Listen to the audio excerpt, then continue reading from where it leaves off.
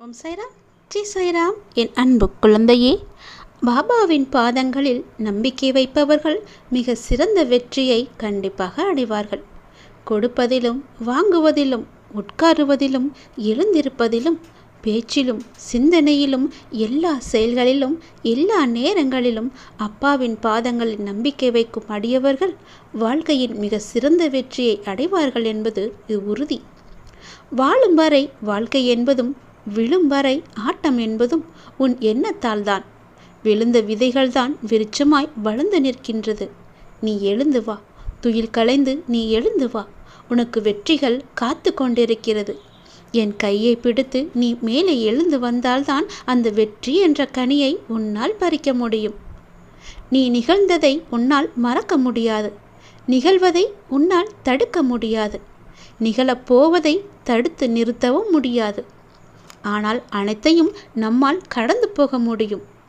ஒவ்வொரு முறை தோற்கும் போதும் கவலைப்படாதே. ஒவ்வொரு தோல்வியும் நீ முயன்றதற்கான அடையாளம்.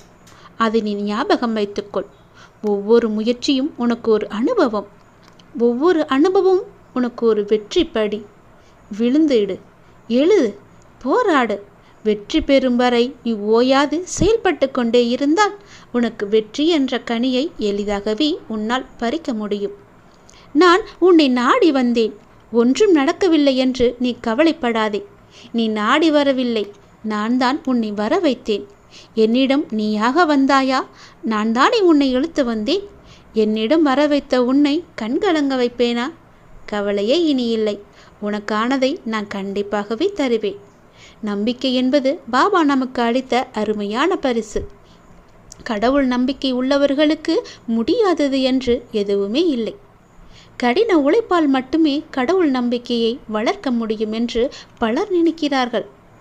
பரம பாதுகாவலரான பாபாவிடம் நாம் முழு மனதுடன் பிரார்த்தனை செய்தால் அவர் மீது உறுதியான நம்பிக்கையின் சக்தியை அவர் நமக்கு நிச்சயம் வழங்குவார். பாபாவின் மீது அத்தகைய உறுதியான நம்பிக்கையை வளர்க்க நாம் தொடர்ந்து அவருடைய நாமத்தை ஜபித்து கொண்டே இருக்க வேண்டும். அவருடைய தெய்வீக தங்குமிடத்தை தேடுவதற்காக அவரது லீலைகள், அவரது உறுதியான வார்த்தைகளை நினைவுபடுத்த வேண்டும். அப்பாவின் நாமத்தை உச்சரிப்பதன் மூலம், அவருடைய உபதேசங்களை சிந்திப்பதன் மூலம் நாம் நமது நிலையற்ற மனதை கட்டுப்படுத்தி கொண்டால் பாபா நமக்கு அறிவூட்டி நம் இதயத்தில் நம்பிக்கையின் கோட்டையை உருவாக்கி அங்கேயே நிரந்தரமாக குடியிருந்து விடுவார். எனவே பாபா மீதான நம்பிக்கையை எவ்வாறு வளர்க்க வேண்டும் என்று நாம் கவலைப்பட வேண்டியதில்லை. உள்ள சாய்பாபா தீவிர பக்தர்களுக்கு நேர்மையான நடத்தை மற்றும் சிந்தனையுடன் தம்மை நோக்கி நடக்க இரும்பு விருப்பத்தை அருளுகிறார். அப்பா பிரபஞ்சத்தின் உச்சமான குரு. அவரை நம் பாவங்களை நீக்கி நம்மை உண்மையின் தூய வடிவமாக மாற்றி பிறப்பு இறப்பு சுழற்சியில் சிக்காமல் நம்மை நிச்சயம் காப்பாற்றுவார். எனவே நாம் அவரை மனப்பூர்வமாக அர்ப்பணித்து நமது பெரும்பாலான நேரத்தை அவருடைய சேவைக்காக அர்ப்பணிக்க வேண்டும். நமது ஒவ்வொரு எண்ணத்தையும் அப்பாவிடம் ஒப்படைக்க வேண்டும். சாயப்பாவின் அருளால் துளிர்விட்ட பக்தி நம்பிக்கை என்று முழு மலர்ச்சியாக மலரும். சீரடி சாய்பாபா மீதான நமது அன்பு ஆழமாகும் போது அவர் நம்மை மகிழ்ச்சியின் புகலிடத்திற்கு பாதுகாப்பாகவே அழைத்துச் செல்வார். அவர் மீதான நமது நம்பிக்கையை நிச்சயம் வலுப்படுத்துவார். அப்பாவிடம் ஒரு உருக்கமான பிரார்த்தனை அவரது இதயத்தை எப்போதுமே நம்முடன் இருக்கும்படி தூண்டுகிறது. அப்பாவிடம் முழுமையான நம்பிக்கை கொண்டு, முழுமையான பொறுமை கொண்டு தீவிரமாக பிரார்த்தனை செய்தால் அவர் நம்முடனேயே ஐக்கியமாகி நம்முடைய பிரச்சனைகள் எல்லாவற்றையுமே தீர்த்து விடுவார். அப்பாவின் பாதங்களில் தஞ்சமடைந்தால் அவரால் நமக்கு செய்ய முடியாத காரியமென்று எதுவுமே இருக்காது. முழுமையான சரணாகதி அடைதலே நம்முடைய பிரச்சனைகளுக்கெல்லாம் தீர்வாக அமையும். அவரின் பாதங்களில் தஞ்சமடைந்து அவரை நம் குருவாக முழுமையாக ஏற்றுக்கொண்டால் நாம் நிம்மதியாகவே வாழலாம். சத்குரு சாயப்பாவின் புண்ணியத்தால் எல்லாமே நமக்கு கிடைக்கும். இது முழுமையான அனுகிரகம் கிடைத்த பக்தர்களுக்கு இது கண்டிப்பாகவே கிடைக்கும். எது நடந்தாலும் அப்பாவுக்கு தெரியுமே என்ற நம்பிக்கையோடு நாம் இருக்க வேண்டும். எத்தனை பெரிய கஷ்டம் வந்தாலும் அப்பா நம்மை நிச்சயம் காப்பாற்றுவார் என்ற நம்பிக்கை வேண்டும். அப்பொழுது அவர் நம்மை எந்த துன்பத்திலும் மூழ்காமல் கண்டிப்பாக கை கொடுத்து நம்மை காப்பார். யார் ரூபமாக வந்து நம்மை நிச்சயம் நமக்கு உதவி செய்து அந்த துன்பத்திலிருந்து நம்மை விடுதலையாக்கி விடுவார். அப்பாவின் பாதங்களில் தஞ்சமடைந்து அப்பாவை சரணடையுங்கள். உங்கள் வாழ்வு நிச்சயம் நன்மையாகவே இருக்கும். நல்லது நடந்து கொண்டே இருக்கும். உனக்கு எது சொன்னாலும் உன்னுடைய நல்லதுக்காக மட்டும்தான் நீ சொல்வேன். நிச்சயம் இதற்கும் ஒரு காரணம் என்று. காரணமின்றி நான் எதுவுமே உனக்கு சொல்ல மாட்டேன். இதை கேள், உனக்கே நன்கு விளங்கும். உங்கள் நம்பிக்கையும் பொறுமையும் வலுவாகும் போது சாத்தியமற்ற விஷயங்கள் கூட உனக்கு சாத்தியமாக மாறும். அதனால்தான் நான் எப்போதும் நம்பிக்கையும் பொறுமையும் வைத்திருங்கள் என்று சொல்கிறேன். அவசரப்படுவதால் எல்லாமே குலைந்துவிடும். பொறுமையாக இருந்து பார், எல்லாமே நன்மையாகவே நடக்கும். அன்பு குழந்தையே, உன்னுடைய மகிழ்ச்சிக்கும் மன அமைதிக்கும் உன்னுடைய சாயி உன் மீது காட்டும் கருணையே காரணம் என்பதை நீ உணர்ந்து கொள். எனது பக்தனாகிய நீ அறிய வேண்டியது என்னவென்றால், உனக்கு ஏற்படும் தோல்வியை ஒரு தோல்வியாக நினைக்காதே. அது உனக்கான ஓர் அனுபவ பாடம். இந்த பிரபஞ்சத்தில் நிலையானது என்று எதுவுமே கிடையாது அல்லவா? மாற்றங்கள் மட்டுமே மாறாததை. தினமும் நம் கண்களுக்கு தெரிந்தும் தெரியாமலும் எத்தனையோ மாற்றங்கள் நிகழ்ந்து கொண்டேதான் இருக்கின்றன. நம் வாழ்வில் பல மாற்றங்கள் நிகழலாம். நீங்கள் மாற வேண்டும் என்று நினைப்பது இன்றே கூட மாறலாம். ஆகவே நம்பிக்கையை மட்டும் நீங்கள் இழக்கக்கூடாது. நமது சூழ்நிலைகள் என்பது நிரந்தரமே இல்லை. தோல்வியும் நிரந்தரமில்லை. இன்றைய நிலை நிரந்தரமில்லை. அவமானங்கள் எதுவும் நிரந்தரமில்லை. கஷ்டங்களும் கவலைகளும் நிரந்தரமில்லை. இவை அனைத்துமே மாறக்கூடியதுதான். அனைத்திற்குமே தீர்வு உண்டு. தீர்வு என்பது எதுக்குமே இல்லை என்ற பொருளே கிடையாது. ஆரம்பம் என்று இருந்தால் முடிவு ஒன்று இருக்கத்தானே செய்யும். துன்பம் ஒன்று இருந்தால் இன்பம் என்று ஒன்று இருக்கத்தானே செய்யும். அதனால் பிரச்சனைகளை நினைத்து நீ கவலைப்படாதே. சாயினால் தீர்க்க முடியாத பிரச்சனைகளே கிடையாது. நிறைவேற்ற முடியாத பிரச்சனைகளே கிடையாது. மாற்ற முடியாத சூழ்நிலைகளே கிடையாது. நீ முழுமையாக செய்ய வேண்டியது என்னை நம்புவது மட்டும்தான். என்னை மட்டும் நம்பி நம்பிக்கையோடு காத்து கொண்டு இருந்து பொறுமையாக இருந்து பார். எல்லாமே உனக்கு உன் வசப்படும். காரணம் இல்லாமல் நான் சொல்லவில்லை. நிச்சயம் இதற்கு பின்னால் ஒரு காரணம் இருக்கின்றது. உங்களுக்கு ஒன்று தாமதமாகி கொண்டே போகிறது என்றால் அதை முழுமையாக ஏற்றுக்கொள்ளுங்கள். காரணம் இல்லாமல் எங்கும் எதுவுமே நிகழாது. தெரிகிறதா? எல்லாமே நன்மைக்கு. நம்பிக்கையோடு பிரார்த்தனை செய். உங்கள் வாழ்வில் நிச்சயம் ஒரு மாற்றம் ஏற்பட போகிறது. அந்த மாற்றமே உன் வாழ்க்கையை சிறப்பாக மாற்றப் போகிறது. இந்த அப்பாவின் உதவியால், அப்பாவின் கருணையால் நீ நன்றாக இருக்கப் போகிறாய். என் குழந்தை நன்றாக இருப்பதை பார்க்க நானும் ஆவலுடன் இருக்கிறேன். உன் வாழ்க்கை மகிழ்ச்சியுடன் மன நிறைவுடன் அமையப் போகிறது. உங்களின் செயல், சொல், எண்ணம், குறிக்கோள், ஆழ்மனம், உங்களுடைய சித்தம் ஆகியவற்றில் இருக்கின்ற மாயை, காமம், குரோதம், மதம், மாச்சரியம் ஆகிய அறமற்ற தன்மையை எல்லாவற்றையுமே நீங்கள் நீக்கிவிடுங்கள். உங்களின் ஐம்புலன்களால் உள்வாங்கிய பதிவுகள், கடந்து வந்த பிறவியில் முடிவடையாத கர்ம வினைகள், மூதாதையர்களின் வழிப்பதிவுகள், பெற்றோர்களின் வளர்ப்பு முறை பதிவுகள், இந்த போன்ற உங்களால் உருவாக்கிய அனைத்துமே ஒரு சுழற்சி வட்ட பதிவுகளாக உங்களுக்குள் இருக்கும். ஆழ்மனமானது வெளிப்படுத்தி கொண்டே இருக்கும். இந்த சுழற்சி வட்டத்தை உடைத்து வாழ்வில் அறநெறியையும் மன நிறைவையையும் இம்மை மறுமை சுழற்சியையும் விடுவித்து உங்களுக்குள் இருக்கின்ற இறையை, இயல் ஆனந்தத்தையும் உணர வைப்பதே இந்த ஆன்மீகமாகும். இறையை நீ உணர்ந்து பார். நம்பிக்கையோடு காத்திருந்து பார். பொறுமையாக இருந்து பார். இல்லாதது என்று நினைத்த ஒன்று உன்னிடம் வந்து சேரும். இருப்பது போன்றே நீ உணர்ந்து அதையே நீ பெறுவாய். நிச்சயமாகவே கிடைக்கும். எதற்கெடுத்தாலும் மற்றவர்களை குறை கூறிக்கொண்டே இருக்கிறோம் நாம். அது இல்லாமல் பார்த்துக்கொள். அத்தோடு இல்லாததை நினைத்து பல நேரங்களில் வருந்தி கொண்டிருக்கின்றோம். அதுவும் தேவையில்லாதது. அதற்கு மாறாக இருப்பதை வைத்தே வாழ்வில் முன்னேறத் தொடங்கிப்பார். இதற்குள் வாழ்வில் எப்படியோ உயர்ந்திருக்கும் அல்லவா? இந்த வாழ்வு எப்படி இருக்கும் என்று நீதான் நிர்ணயிக்க வேண்டும். இருப்பதை வைத்து நிறைவு அடைவதும், இல்லாததை நினைத்து வருத்தப்படாமல் வாழும் மனமுள்ளவர் நிறைய பேர். அவரே நோயற்ற நிலையுடன் நீண்ட ஆயுள் பெற்று மகிழ்வாக வாழ்வார்கள்.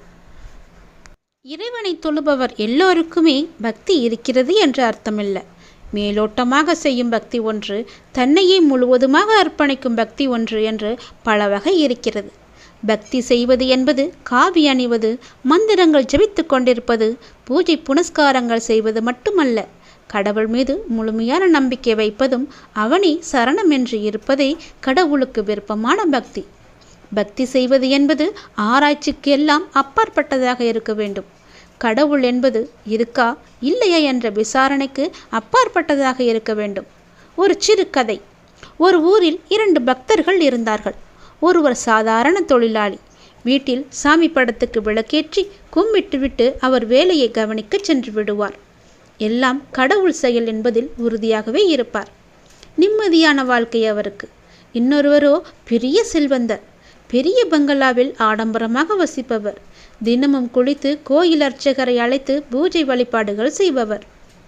இருந்தும் ஏனோ செல்வந்தருக்கு நிம்மதியே இல்லாமல் இருந்தார். பூலோகத்தில் இதை கவனித்த நாரதர் விஷ்ணுவிடம் ஒரு சந்தேகம் கேட்டார். அதற்கு விஷ்ணு, நீங்கள் பூலோகம் சென்று என்னுடைய 2 பக்தர்களையும் சந்தித்து என்னை விஷ்ணுக்கு அனுப்பி வைத்துள்ளார் என்று சொல்லுங்கள். மேலுலகில் இப்போது விஷ்ணு ஒரு ஊசியின் காது வழியாக யானையை நுழைத்து கொண்டிருக்கிறார். உங்களுக்கு ஏதாவது உதவி வேண்டுமா என்று கேட்டு வரச் சொன்னார் என்று சொல்லுங்கள். அவர்கள் சொன்ன பதிலை அப்படியே என்னிடம் வந்து கூறுங்கள். நீங்கள் கேட்ட சந்தேகத்திற்கு அதில் பதில் இருக்கும் என்றார் விஷ்ணு பகவான். நாரதரும் சரி என்று செல்வந்தர் வீட்டுக்கு சென்றார். பூஜையில் இருந்த அவரிடம் தன்னை அறிமுகப்படுத்தி கொண்டு விஷ்ணு சொன்னதை அப்படியே சொன்னார். அதை கேட்டு கலகலவென சிரித்த செல்வந்தர், அது எப்படி முடியும்? ஊசி துளையில் யானையை நுழைப்பது நடக்கிற காரியமா என்றார்.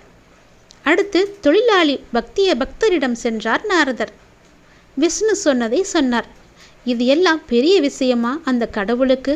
ஒரு பெரிய ஆலமரத்தை ஒரு விதைக்குள்ளே அடக்கியவர், இந்த உலகத்தை வாயுக்குள் விளங்கி காட்டியவர். விஷ்ணுவின் சக்தி அளவிடக்கூடாத ஒன்று, அளவிட முடியாத ஒன்று என்று சொல்லி வியந்து போனார். 2 பக்தர்களின் பதிலை அப்படியே விஷ்ணுவிடம் நாரதர் சொன்னார். உண்மையான பக்திக்கு சந்தேகம் வராது. பூர்ண நம்பிக்கையும் இறைவனே கதி என அடைக்கலமாவதுதான். அது எந்த ஏழைக்கு இருக்குது என்று பார்த்தாயா? பெரிய பணக்காரருக்கு இருந்ததா அல்லது ஏழைக்கு இருந்ததா என்று நீ கவனித்தாயா? ஏழைக்கு தானே இருந்தது. அதனால் அவன் நிம்மதியாக இருக்கிறான். செல்வந்தனுக்கு எதற்கு எடுத்தாலும் சந்தேகம். விசாரணை எல்லாம் இப்படி இருப்பதால் தான் குழப்பம் மேல் குழப்பம் அவனுக்கு. குழப்பம் உள்ள மனதில் எப்படி நிம்மதி ஏற்படும்? இப்போது புரிகிறதா யார் நிம்மதியாக இருக்கிறார் என்று? இறைவன் மீது முழுமையான நம்பிக்கை வைத்தவன் எதற்குமே பயப்பட வேண்டிய அவசியமில்லை. எதற்குமே குழம்பி போக எண்ணமும் வராது. மன கஷ்டம் வராது. எல்லாமே இறைவனுடைய செயல் என்ற பார்வையிலேயே அவன் போய்கொண்டே இருப்பான். அவனுடைய இலக்கு எதுவோ அதை நோக்கி போய்கொண்டே இருப்பான். ஆனால் செல்வந்தர் போன்ற சில பேர் இருந்து கொண்டுதான் இருக்கிறார்கள். பக்தி என்ற பெயரில் கையெடுத்து கும்பிட்டு விட்டு நானும் முழுமையான பக்தன் என்று மேலோட்டமாக சொல்லிக் கொண்டே இருக்கிறார்கள். எல்லாமே கடவுளுடைய விருப்பம்தான். அவனுடைய விருப்பமின்றி எதுவுமே அசையாது. அவனுடைய விருப்பமின்றி எதுவுமே இங்கு நடக்காது என்பது போல அவரோட மீது நம்பிக்கை வைத்தால் மட்டுமே நமக்கு எல்லாமே நன்மையாகவே நடக்கும். செல்வந்தர் சொன்ன பதிலுக்கும் ஏழை அந்த பக்தர் சொன்ன பதிலுக்கும் 2 வித்தியாசங்கள் இருப்பதை நீ கவனித்தாயா? அவர் முழுமையாக நம்பிக்கை வைத்து ஒரு ஊசிக்குள்ளே யானையை நுழைக்க முடியும் என்று சொன்னார். ஆனால் அந்த பக்தரோ அந்த ஊசி துளையில் எப்படி யானையை நுழைக்க முடியும் என்று கேட்டார். 2க்கும் உள்ள வித்தியாசத்தை பாருங்கள். நம்பிக்கை இருந்தால் எல்லாமே சாத்தியமாகும். நம்பிக்கை வைத்து செயல்பட்டால் முடியாத காரியம் எல்லாமே நிச்சயம் முடியும். கடவுள் இருக்கிறார் நம்மை காப்பாற்ற.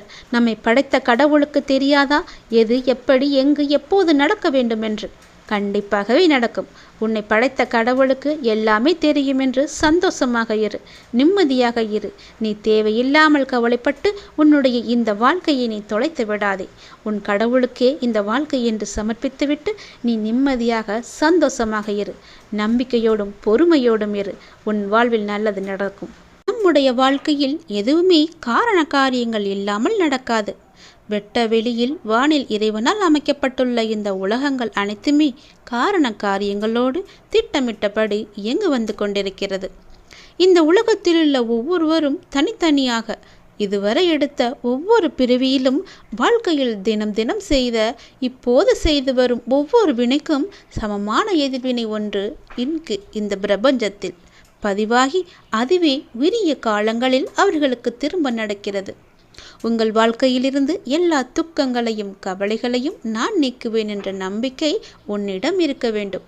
அதை நீ மறவாதே. இதையே தாத்தா, பாட்டி, அம்மா, அப்பா அதே உருவ அமைப்புடன் திரும்ப பிள்ளைகளாக பிறந்திருக்கிறார்கள் என்ற அடிப்படையில் அவர்களை பெயரை எல்லோரும் நீங்கள் வைத்து வருகிறீர்கள். மேலோட்டமாக பார்த்தால் இன்னார் செய்த செயல்களால் தான் இன்னாரெல்லாம் அனுபவிக்கிறார்கள் என்று தோன்றும். ஆனால் ஒரு நெருப்பு உங்களை சுட்டுவிட்டால் நீங்கள் நெருப்பின் மீதா பழி போடுகிறீர்கள்? இல்லையே. உங்கள் கவனக்குறைவாகவோ அல்லது பிறர் வேலையோ அல்லது உங்களுடைய கெட்ட நேரம் என்றுதான் நினைக்கிறீர்கள். நன்கு யோசித்து பார்த்தீர்களானால் நன்றும் தீதும் பிறர் செய்து வாராது என்பதும், நமக்கு நன்மை துன்பம் செய்பவர்கள் வெறும் கருவிகளான் என்பதும், நாம் முந்தைய பிறவியில் செய்ததே நமக்கு இப்போது திரும்ப வருகிறது என்றும் அதே வடிவில் வருகிறது என்றும் உனக்கு புலப்படும். உன் துன்பத்தை நீயே பெருமளவு உனக்கு நல்ல காலம் வரும் வரையில் குறைத்துக்கொள். ஏனென்றால் எல்லாவற்றிற்கும் பின்னால் ஒரு காரணம் நிச்சயம் இருக்கிறது.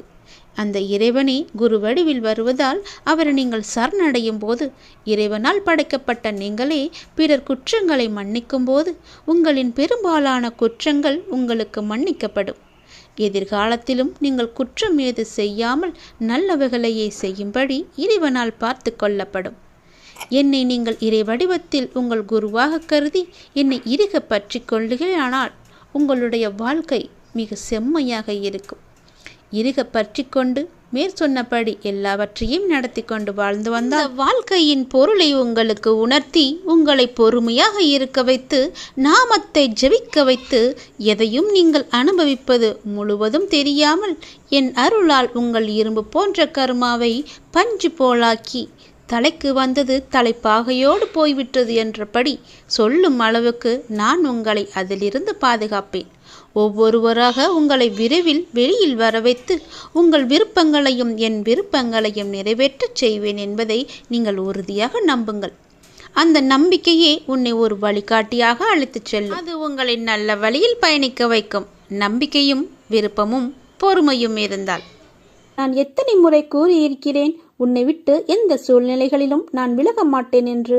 உன்னை திருத்தி அமைக்கவே நான் இவ்வாறு செய்கிறேன். என் குழந்தை எந்த தவறு செய்தாலும் அதை அவர்களுக்கு புரியும்படி அறிவுறுத்தி கூறி வருகிறேன்.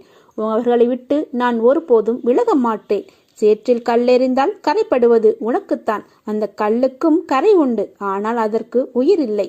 அதை போலவேத்தான் உனக்கும் வரும் பிரச்சனைகளும் உயிர் இல்லை, ஆனால் நீ அதை பெரிதாய் எடுப்பதால் தான் அதற்கு தேவையில்லாமல் யோசித்து உயிர் கொடுத்து கரை என்னும் சேற்றில் கிடந்து அழுது அல்லோலப்படுகிறாய்.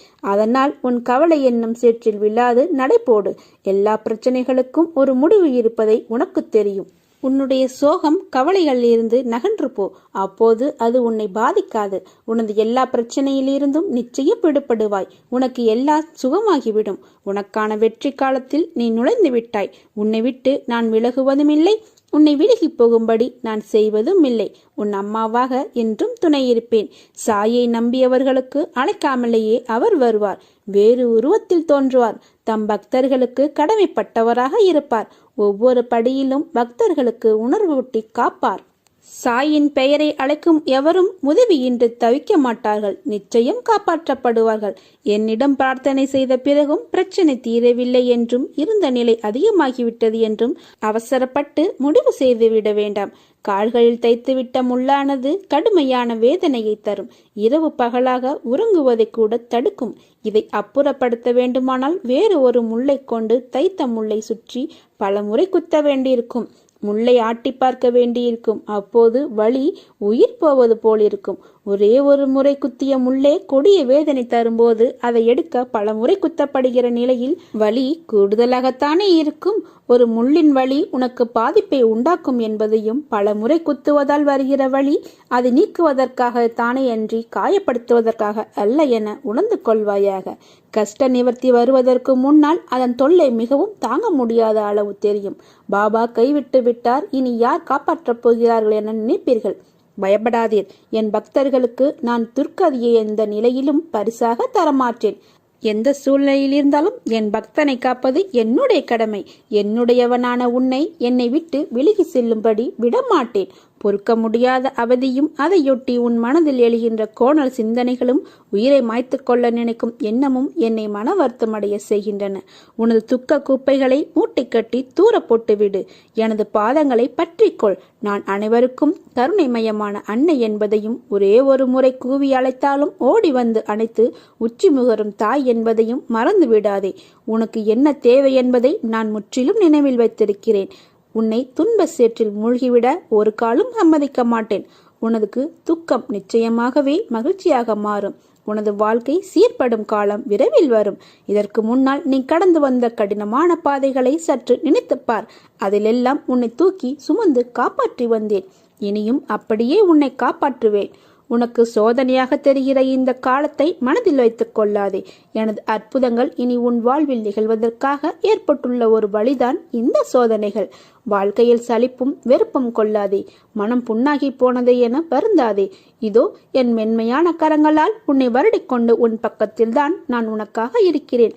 மிக விரைவில் உன்னை பொன்னாக்கும் நாள் வந்து கொண்டிருக்கிறது. என்னுடைய உதி உன்னை எப்பொழுதும் காக்கும். உனக்கு நல்ல காலம் பிறக்கப் போகிறது. இனி எல்லாமே வெற்றிதான். நீ வெற்றி பாதையில் பயணிக்க துவங்கிவிட்டாய். எனது மொழிகளுக்கு கீழ்ப்படிந்து நடப்பவன் நல்லவனோ கெட்டவனாக இருப்பினும் நாளடைவில் அவன் உயரிய தன்மையை பெற வைப்பது என்னுடைய கடமையாகிறது. அவனுக்கும் எனக்கும் இடையே பேதம் என்பது எதுவுமில்லை. இப்போது அவன் பொறுப்பு முழுவதும் என்னிடமே உள்ளது. நம்பிக்கையுடன் என்னை பின்பற்றி நீ தொடர்ந்து வா. நான் உன்னிடம் பல முறை கூறிவிட்டேன், உனக்கு எது நன்மை அளிக்குமோ அவற்றை மட்டுமே நான் உனக்கு அளிப்பேன் என்று. அதை விடுத்து நான் கேட்பதை நீ ஏன் எனக்கு அளிக்கவில்லை என்று என்னிடமே நீ கோபித்துக் கொள்கிறாய். நீ கேட்பது உனக்கு நன்மை அளிக்குமா தீமையை அளிக்குமா என்று நான் ஆராய்ந்து பார்த்துதானே நான் உனக்கு அளிக்க வேண்டும். அதற்குள்ளே நீ பொறுமை இழந்தால் நான் என்ன செய்வது? உன் மீது நான் கோபப்படுவதா அல்லது பரிதாபப்படுவதா, பாவம் என்று நினைப்பதா? உன்னுடைய அறியாமையை நினைத்து நான் எப்படி எடுத்துக்கொள்வது என்று எனக்கே தெரியவில்லை. நான் கோபம் காப்பித்தால் உனக்கு என்ன ஆகும்? சற்று யோசித்துப்பார். நானே எல்லாமே இருந்து உன்னை பாதுகாத்து வந்து கொண்டிருக்கின்றேன். உன்னை கேட்டதை நான் கொடுப்பது ஒரு நொடி போதும் எனக்கு. ஆனால் கொடுக்காமல் கொஞ்சம் நேரம் காலம் தாழ்த்தி நாட்கள் தாழ்த்தி கொடுப்பது எதற்காக என்று யோசித்து பார்த்தாயா? ஒரு அப்பா தன்னுடைய பிள்ளைக்கு நல்லதுதான் நினைப்பேன். அப்படி இருக்கும்போது நீ ஏன் இப்படி அவசரப்படுகிறாய்? நீ கேட்பது உனக்கு நன்மை அளிக்கும் என்றால் அதை நான் உனக்கு உடனே தருவேன். அதில் தீமை இருந்தால் அது தீமையை எப்படி அகற்றுவது என்று பார்த்து அதற்கான ஏற்பாடுகள் செய்வேன். அது உனக்கு கிடைக்கக்கூடாது என்று நினைத்தால் அதை நான் உனக்கு தரவே மாட்டேன். அதனால் நீ அவசரப்படாதே. நானே உன் தாய், நானே உன்னுடைய தந்தை. உனக்கு நன்மையை மட்டுமே கொடுப்பவன் நான். அதற்கு சற்று காலமானாலும் நம்பிக்கையுடன் காத்திரு. அவசரப்படாதே. எல்லாம் உன்னுடைய நன்மைக்காகத்தான் உன்னுடைய அப்பா நான் சொல்கிறேன். நான் சொல்வது எல்லாமே உன்னுடைய நன்மைக்காக மட்டுமே. அதை நீ அறிந்து கொள். உன்னை காக்கவே நான் இருக்கின்றேன். காரணமில்லாமல் எதுவும் நடக்காது. எல்லா நிகழ்வுகளுக்கும் பின்னாலும் ஏதோ ஒரு காரணம் இருக்கின்றது. சாதாரண மனிதர்களாகிய நமக்கு அந்த காரணம் என்ன என்று அறிவதில்லை. ஆனால் எல்லாம் வல்ல சத்குரு நாம் சாயப்பாவுக்கு அனைத்தையும் அறிந்து வைத்திருக்கின்றார். அனைத்துமே தெரியும். அவர் அனைத்தையும் பார்த்து கொண்டு தான் இருக்கிறார். அவருக்கு எல்லோருடைய பாவ கணக்கும் தெரியும். பக்தனுடைய கர்ம வினையின் பலனும் அவருக்கு தெரியும். தன்னுடைய பிள்ளை தாங்கும் அளவை தெரிந்து அவருக்கு அளிக்கின்றார். பெரும்பாலும் அவரே அதை வாங்கியும் கொள்கின்றார். என்ன வாங்கிக் கொள்கிறார்? ஏதை என்றால் அவனுடைய கர்மாக்களை, அது உனக்கு அனுபவிக்கும் துன்பங்களை அவரே வாங்கிக் கொள்கின்றார். உனக்கு நல்லது மட்டுமே நடக்கும்படி செய்கிறார். அதனால் நீ அவசரப்படாதே. உனக்கு எது நன்மை அளிக்குமோ அதை எப்போது எப்படி எங்கு உனக்கு தர வேண்டுமோ அப்போது நான் உனக்கு தருகிறேன். என் மீது நீ கோபப்பட்டாலும் சரி, உனக்கு நல்லது நடக்கும் என்றால் நிச்சயம் அதை தருவேன். உனக்கு தீமை இழக்கும் என்றால் அதை ஒருபோதும் நான் தரவே மாட்டேன். உன் அப்பாவை நம்பு. உனக்கு நல்லது மட்டுமே நடக்கும். இந்த சாயி எப்போதும் துணை இருப்பேன்.